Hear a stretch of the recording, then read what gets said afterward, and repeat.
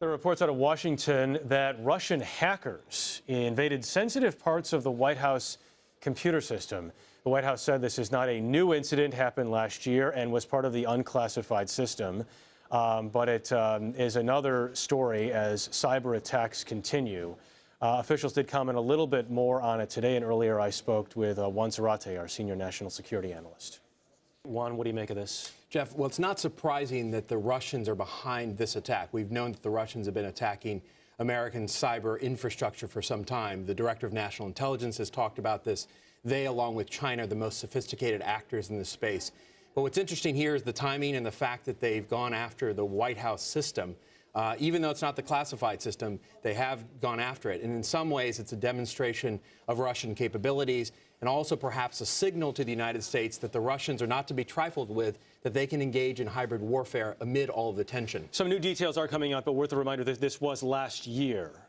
But a reminder that it has happened and can happen and will happen in the future. That's right, and these are continuous attacks. Keep in mind you had not just this breach, but you also had the breach of the J.P. Morgan systems. J.P. Morgan Bank attacked out of Russia last summer. And so you've had continuous attacks coming out of Russia, and a question as to whether or not the Russian government is using this as a strategic tool to try to influence American behavior and to try to demonstrate that they can use these tools as both a sword and a shield in the context of the conflict with the West. Hybrid warfare. Hybrid warfare. We've talked about it. The little green men who've invaded Crimea and Ukraine, the use of cyber tools, which is not new to the Russians. They used it against Georgia, Estonia. Now it looks like the West. And the reality that they've used their economic tools and resources like natural gas and oil as a tool as well. And so the Russians are playing a different geopolitical game. And the reality is this is part of this new type of hybrid warfare. And the targets are governments, businesses, what else? All of the above. Any system that has valuable information, data, potential for profit is potentially a target. And the reality is in cyberspace, there's an arms race underway, and it's much easier to penetrate and get in than it is to defend. To the extent that you can talk about this, how does the White House determine which systems are classified and which are unclassified? Well, the White House has several systems. When I was at the White House, I had 3 systems: unclassified, a classified system, and then a highly classified system.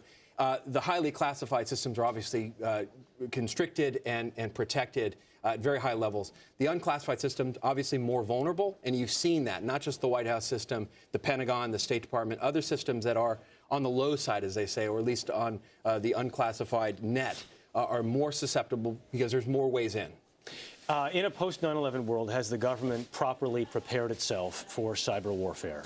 It's gotten better, but it's not where it needs to be. And the key here is that there is not yet, first of all, the systems in place to protect all of the key and core systems of the government. And importantly, Jeff, there isn't the coordination with the private sector. Keep in mind that over 80% of the cyber infrastructure sits in the private sector's hands. We don't yet have a system to ensure that the banks, the electrical grids, all of the systems that are critical to the nation working are protected the way they need to be. And what has to happen for that to take place? You need political will. You need new legislation, which has been under debate for now several years.